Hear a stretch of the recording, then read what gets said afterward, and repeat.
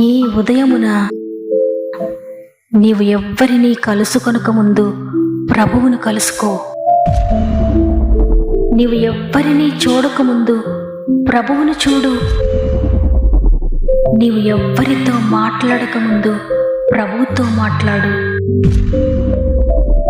నీవు దేనిని వెదకకముందు ఆయన రాజ్యమును నీతిని వెదకు.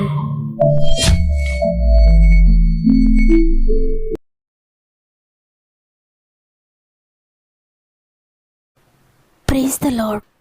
ఈ ఉదయకాలమున గాడ్ ఫస్ట్ అనే ఆధ్యాత్మిక కార్యక్రమానికి మరొకసారి హృదయపూర్వకంగా మిమ్మల్ని అందరినీ ఆహ్వానిస్తూ మన ప్రభువును రక్షకుడైన యేసుక్రీస్తు వారి అతి శ్రేష్టమైన నామములో మీ అందరికీ నా యొక్క ప్రత్యేకమైన శుభములు తెలియజేస్తున్నాను. ప్రియ దేవుని బిడ్డలారా, మీరు మీ కుటుంబాలు ఎలా ఉన్నారు? మీ పరిస్థితులన్నీ ఎలా ఉన్నాయి? ఈరోజు ఒకవేళ మీరు ధైర్యం చెడిన స్థితిలో ఉన్నారేమో, భయము మీ జీవితాలను ఏలుతూ ఉందేమో, మీరే పరిస్థితులను బట్టి దిగులు పడుతూ ఉన్నారో, అవి ఏవైనప్పటికీ కూడా మీ అవసరతలన్నీ తన మహిమైశ్వరం చొప్పున దేవుడు తీర్చబోతూ ఉన్నాడు. ఆయన సమస్తమును సమకూర్చి మేలు కొరకే జరిగించే దేవుడు కదా. ఇంకా నా జీవితంలో ఈ మేలు జరగలేదేంటని కృంగిపోతూ దేవుని సందులో కన్నీరు కారుస్తూ ఉన్నారేమో, ధైర్యం కలిగి ఉండండి. దేవాది దేవుడు మీ పక్షంగా కార్యం జరిగిస్తాడు. మీలో ఇంకెవరికైనా ప్రేయర్ రిక్వెస్ట్ ఉంటే కామెంట్స్ ద్వారా నాకు తెలియచేయండి. మీ అందరి కొరకు మేము ప్రార్థిస్తాం. మన ఆత్మీయ కుటుంబం అందరూ కూడా మీ కొరకు ప్రార్థిస్తున్నారు. మీరు కూడా అందరి కొరకు ప్రార్థించండి. మనము మన సహోదరుల కొరకు ప్రార్థించినప్పుడు దేవుడు తన కార్యమును మన దగ్గర నుండి ప్రారంభిస్తాడు. మీరెవరి కొరకైతే ప్రార్థిస్తున్నారో వారందరి జీవితంలో కార్యం చేసే ముందు దేవుడు మీ జీవితంలో కార్యం జరిగించబోతున్నాడు. అందువల్ల ప్రార్థించండి, ఆశ్చర్యకార్యములు పొందుకోండి. సమస్త మహిమ ఘనత ప్రభావములు దేవునికి చెల్లునుగాక. ఈరోజు ప్రభు మనకు అనుగ్రహిస్తున్న శ్రేష్టమైన వాగ్దానం యెషయా గ్రంథము 60వ అధ్యాయము 15వ వచనము. నిన్ను శాశ్వత శోభాతిశయముగాను బహుతరములకు సంతోష కారణముగాను చేసేదను. ఆమేన్. ఈరోజు ఈ మాటలు వింటున్న ప్రియ సహోదరి, ప్రియ సహోదరుడా, దేవుడు తన వాగ్దానం ద్వారా నీకు తెలియజేస్తూ ఉన్నారు. నిన్ను శాశ్వత కాలానికి, నీ యొక్క తరములన్నిటికీ సంతోష కారణంగా చేయబోతున్నానని. దేవుడు తన స్వారూప్యంలో తన పోలిక చొప్పున తయారు చేసుకున్న మనలను ఎంతో గొప్పవారినిగా చేయాలని కోరుకుంటూ ఉన్నాడు. మనము దారి తప్పి నలిగి కృషించిపోతున్న పరిస్థితుల్లో కూడా మరలా మనపై జాలి చూపి, ప్రేమ చూపి, తిరిగి సమకూర్చి, తిరిగి మనల్ని నిలువబెట్టి, కోల్పోయిన ప్రతి పరిస్థితులను తిరిగి మనకు అనుగ్రహించి, ఎందుకు పనికిరాని పరిస్థితికి దిగజారిపోయిన మనలను, అనేకుల వేదనకు కారణమైన మనలను ప్రేమించి తిరిగి సమకూరుస్తానని వాగ్దానం ద్వారా దేవుడు తెలియజేస్తున్నారు. తల్లి తండ్రి వారు ప్రేమిస్తున్న బిడ్డలను గూర్చి ఎంత ఉన్నత స్థితిలో వారు ఉండాలని కోరుకొని, వారు తమ బలాన్ని, తమ సమయాన్ని, వారి యొక్క శక్తి సామర్థ్యతలను, వారికి ఉన్న సమస్తాన్ని కూడా ఖర్చు చేస్తూ, వారి క్షేమము కొరకు అనేక పరిస్థితులను వారు కలుగ చేస్తూ వారి కొరకు ఆహుతైపోతూ ఉంటారు. ఎందుకంటే వారి బిడ్డలు గొప్పవారిగా ఉండాలి, ఉన్నత స్థితి చేరుకోవాలని లక్షలు ఖర్చు పెడుతూ వారి భవిష్యత్తును తీర్చిదిద్దుతూ ఉంటారు. వారి చదువుల కొరకు, వారి ఆరోగ్యం కొరకు, వారి వివాహాల కొరకు వారికి ఉన్న సమస్తాన్ని ఖర్చు చేసి నిలువున నీరైపోతూ ఉంటారు.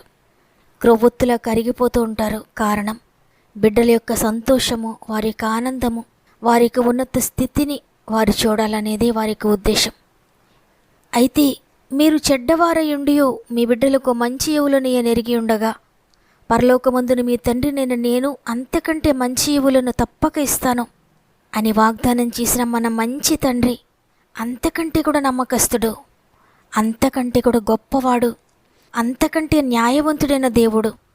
తన బిడ్డలైన నరమాత్రుల కొరకు ఆయన చేయాలనుకుంటున్న విషయాలు, ఆయన ఇవ్వాలనుకుంటున్న ఆశీర్వాదాలు మన కంటికి కనబడవు, చెవికి వినబడవు. మన కొరకు అనేక అద్భుతకరమైన విషయాలు ఆయన సిద్ధం చేస్తూ ఉన్నాడు. అందుకే ఈరోజు మరలా ఆయన వాగ్దానం చేస్తూ ఉన్నారు, శాశ్వత శోభాతిశయముగాను బహుతరములకు సంతోష కారణముగాను నేను చేస్తానని. తాను ప్రేమించిన వారి కొరకు ఆయన ఇచ్చే అద్భుతకరమైన స్థితి ఇక్కడ మనకు కనబడుతూ ఉంది. యోహాను భక్తుడి గురించి వ్రాయబడి ఉంటుంది, అతడు పుట్టినందుకు అనేకులు సంతోషించారని. అవును, దేవుని కొరకు ఎవరైతే నిలబడతారో, ఆయన కొరకు ఎవరైతే నమ్మకంగా బ్రతుకుతారో, ఆయన చిత్తానుసారంగా ఆయన మార్గంలో నడుస్తూ ఉంటారో వారిని ఆయన బహుతరములకు సంతోష కారణంగా చేస్తాడు. వారి జీవితాల్లో ఆయన చేసిన కార్యములు ఏ విధంగా ఉంటాయంటే, ఒకరోజు 2 రోజుల్లో వెళ్ళిపోయేవి కాదు. అవి శాశ్వతంగా సంతోషాన్ని ఇచ్చేవిగా, శాశ్వత కాలానికి ఆశీర్వాదకరంగా ఉంటాయి. నేను అబ్రహాము దేవుడను, నేను ఇస్సాకు దేవుడను, నేను యాకోబు దేవుడనని దేవుడు వారిని గూర్చి ఎంతో గొప్పగా చెప్తూ ఉంటారు. వారిని బహుతరములకు సంతోష కారణముగా చేస్తాడు ఆయన. ఎందుకంటే అబ్రహాము దేవునికి లోబడ్డాడు. దేవుని చిత్తాన్ని నెరవేర్చడానికి ఎన్ని కష్టాలు ఎదురైనా, ఎన్ని భయంకరమైన పరిస్థితులు ఎదురైనా కూడా దేవుని కొరకు నిలువబడిపోయాడు. దేవుని మార్గంలోనే నడుస్తూ వెళ్ళిపోయాడు. ఇస్సాకు కూడా తండ్రి అయిన అబ్రహాముకు లోబడ్డాడు. బలి చేస్తూ ఉంటే ఒక్క మాట కూడా పలుకలేదు.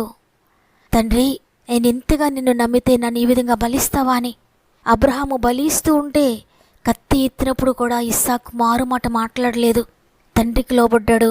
తద్వారా నిత్యుడైన తండ్రికి కూడా లోబడ్డాడు. యాకోబు కూడా తనకు ఏ కష్టం కలిగినా, ఏ పరిస్థితి ఎదురైనా మొట్టమొదటిగా దేవునికి స్థానం ఇచ్చి, దేవుని సన్నిధిలో మోకరించి, దేవుని చిత్తాన్ని తెలుసుకొని, అయ్యా నిన్ను దీవించబడాలంటే నీవు మాత్రమే కారణం, నీవు దీవిస్తేనే నేను దీవించబడతాను, నీవు దీవించేంత వరకు నేను విడిచిపెట్టనని గొప్ప పట్టుదల కలిగి ప్రార్థించాడు. గొప్ప ఆశీర్వాదాలు దేవుని నుండి పొందుకున్నాడు. బహుతరములకు సంతోష కారణంగా మారిపోయాడు. నిజంగా ఆయన కొరకు ఎవరైతే ఎదురు చూస్తారో, ఎవరైతే కష్టకాలంలో కూడా ఆయన కొరకు నిలువబడిపోతారో వారు ఇదే విధంగా బహుతరములకు సంతోష కారణంగా అయిపోతారు.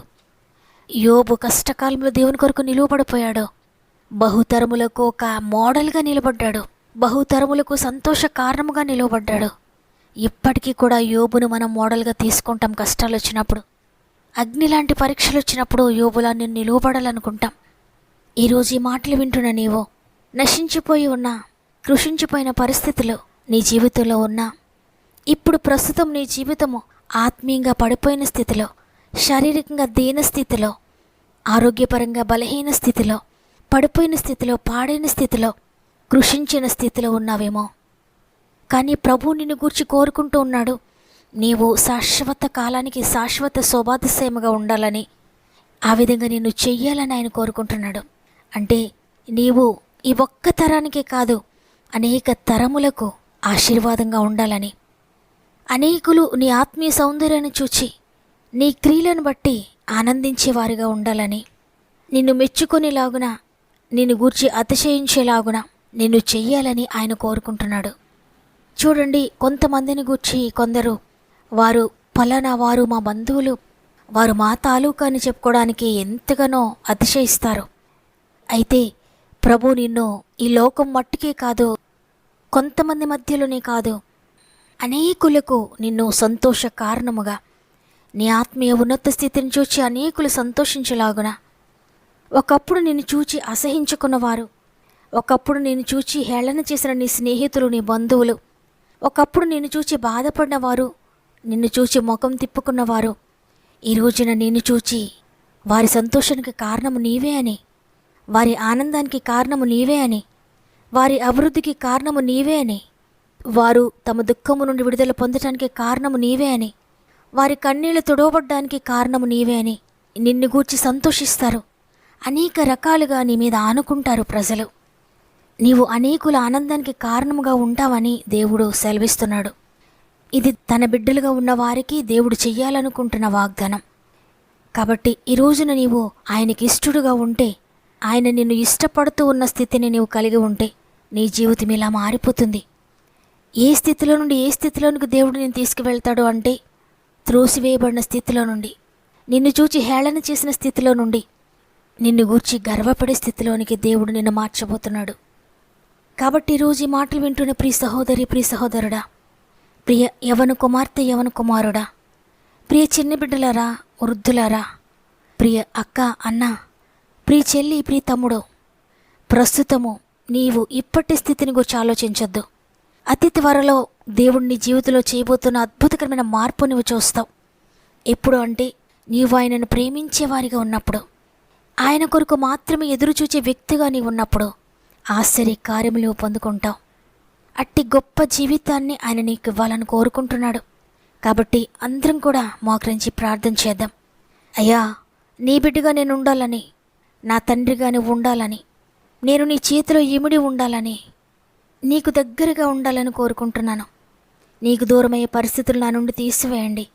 ఒకప్పుడు నేను కొట్టబడిన వ్యక్తిని, ఒకప్పుడు నేను నశించిపోయిన వ్యక్తిని, కానీ ఇప్పుడు నీవు నన్ను బాగు చేసే దేవుడు అని నీ దగ్గరకు వస్తున్నానయ్యా. నీ ఇష్టానుసారంగా మలచబడ్డానికి నేను ఇష్టపడుతూ ఉన్నాను. నా ఇష్టానుసారంగా జీవించడానికి ఇష్టపడడం లేదు. నీ చిత్తానుసారంగా నేను జీవిస్తానని మనల్ని మనం తగ్గించుకొని దీనత్వంతో అందరం కలిసి ప్రార్థన చేద్దాం. ప్రేమగల తండ్రి, నీకు వందనాలు. తండ్రి, గుడ్ ఫ్రైడే దినాన మేమందరూ నిన్ను ఆరాధించామయ్యా. ఈరోజు మీరు సమాధిలో పెట్టబడిన ఈ శనివారమును మీరు మాకు ఇచ్చారు. ఈరోజు నేను స్తుతించే భాగ్యం ఇచ్చినందుకు వందనాలు. ఈరోజు మాతో మాట్లాడుతున్నారు. నేను సర్వశక్తి కలిగిన దేవుడను, సమస్తాన్ని జయించిన వాడను, నిన్ను కూడా శాశ్వత కాలానికి శోభాతిశయముగా బహుతరములకు సంతోష కారణముగా చేస్తానని. తండ్రి, ఎంతమంది వాగ్దానం నమ్ముతున్నారో ప్రతి ఒక్కరి జీవితంలో వాగ్దానము నెరవేర్చండి. ఒక్క తరానికే కాదు, తరతరాలకు అనేక మంది ఆత్మీయంగా ఉన్నత స్థితిలోనికి వెళ్ళడానికి మమ్మలను కారణముగా చేస్తున్నందుకు వందనాలు. ఈ భూమిని విడిచిపెట్టిన తరువాత నిత్య జీవంలో కూడా నిత్య రాజ్యంలో నీతో పాటు ఉండడానికి, నిత్య రాజ్యానికి అనేక మందిని చేర్చే వారంగా ఉండడానికి, అనేక మందికి నీ వెలుగు మార్గమును చూపించేవారిగా, ఎవరైతే అనేక మందిని నీ వైపు త్రిప్పుతారో వారిని ఆకాశ నక్షత్రంలా కొండ మీద ఉండే పట్టణముగా చేస్తానన్నావు. ఈరోజు మమ్మల్ని అందరినీ ఆ విధంగా చేస్తున్నందుకు వందనాలు. తండ్రి, ప్రాముఖ్యంగా అనేక మంది బిడ్డలు వారి ప్రార్థన విన్నపం మాకు తెలియజేస్తున్నారయ్యా. ప్రతి ఒక్కరిని చేతుల్లో పెడుతున్నాను. ఎవరు ఏ సమస్యలో ఉన్నా అది మనుషులు తీర్చలేనిదైనా, అధికారులకు అసాధ్యమైన, ప్రభుత్వానికి అసాధ్యమే అయినా, తల్లిదండ్రులకు అసాధ్యమైన, బిడ్డలకు అసాధ్యమైన, భర్తకు అసాధ్యమైన, భార్యకు అసాధ్యమైన, ఈ లోకంలో మనుషులైన వారికి అందరికీ అసాధ్యమైన, వారి ఆర్థిక పరిస్థితిని బట్టి అసాధ్యమైన ఏదైనప్పటికీ కూడా సమస్తము కూడా జరిగించే సృష్టికర్త నీవు ప్రతి ఒక్కరి జీవితంలో జరుగునని మేము అనుకునే అద్భుతకరమైన కార్యములు మీరు జరిగిస్తున్నారని నమ్ముతున్నాను. ప్రతి కుటుంబంలో అడుగుపెట్టండి అయ్యా. మా ఆత్మీయ కుటుంబాలందరికీ కూడా మీరు తోడు ఉండండి. ప్రతి కుటుంబంలో అడుగుపెట్టండి. ప్రతి జీవితంలో జోక్యం చేసుకోండి. వారే పరిస్థితిలో ఉన్నా ఇప్పుడే మీరు లేవనెత్తండి అయ్యా. పరిశుద్ధాత్ముడా, ఇప్పుడే ప్రతి ఒక్కరి జీవితంలో మీరు అద్భుత కార్యములు జరిగిస్తున్నారని నమ్ముతున్నాను. నమ్మిన వారందరూ పొందుకొందురుగాక. ఇది మనం ప్రారంభిస్తూ ఉండగా ఈరోజంతా మా ఆత్మీయ కుటుంబానికి తోడుగా ఉండండి. ఎగ్జామ్స్కి వెళ్తున్న వారికి తోడుగా ఉండండి. ఉద్యోగాల్లో తోడుగా ఉండండి. వ్యాపారాల్లో అభివృద్ధి చేయండి. చేతి పనులను దీవించండి. డ్రైవింగ్లో మీరు తోడుగా ఉండండి. ఏ పని ప్రారంభిస్తూనే మీరు తోడుగా ఉండండి. ఎక్కడికి వెళ్తున్న మీ దూతలను తోడుగా ఉంచండి. ఏ ప్రయత్నం చేస్తున్న ప్రతి ప్రయత్నం మీరు ఆశీర్వదించండి.